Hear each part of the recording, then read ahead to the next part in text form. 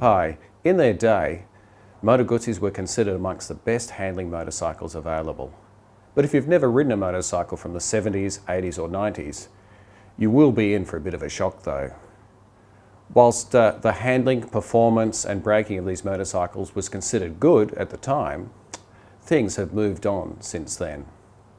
The first thing that you will notice about the Le Mans 1000 is that it has much slower steering than a modern bike. This is primarily due to the desire to make the bike stable at speed with the tyre technology of the era. To ride older Guzzis quickly through corners just requires a bit of countersteering. Countersteering is pushing forward slightly on the left bar to go left and the right bar to go right. Once you master this, you can get the bike to change direction nearly as fast as a modern bike. The next thing you'll notice is a difference in stopping power. Again, this is primarily due to the limitations of the tyre technology of the era. Italian bikes of this period probably had amongst the best brakes going, and while they may not be up to the same level of stopping power as a modern bike, with good firm pressure they certainly can stop you quite well. To make matters a little more confusing, many older Moto Guzzis, including the Le Mans 1000, featured an integrated braking system. This controlled the left front disc and the rear disc from the foot pedal and the right front disc only via the handlebar lever. This can be quite disconcerting if you are not expecting it. Good braking requires a combined approach with both a firm pedal and hand lever pressure to get the most out of them. I really love the engine on the Le Mans 1000. It has good low down power and yet will rev out easily to 7,000 RPM.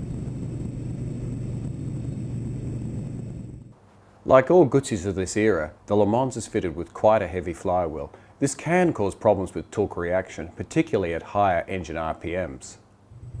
An example of torque reaction can be seen at idle when you blip the throttle.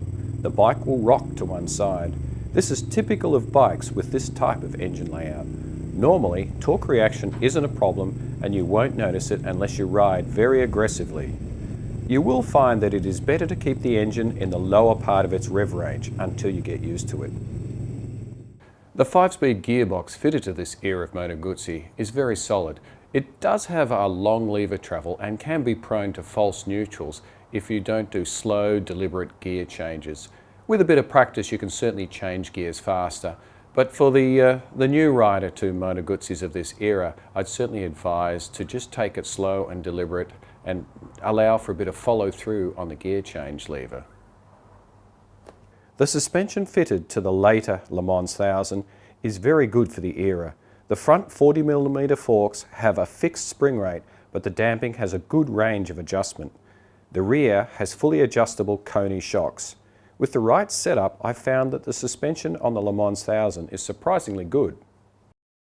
Overall, the best advice is to ride the Le Mans smoothly and keep the engine within its sweet spot, the mid-range. If you do that, you will find it a very rewarding experience, particularly through the corners. I'll see you next time.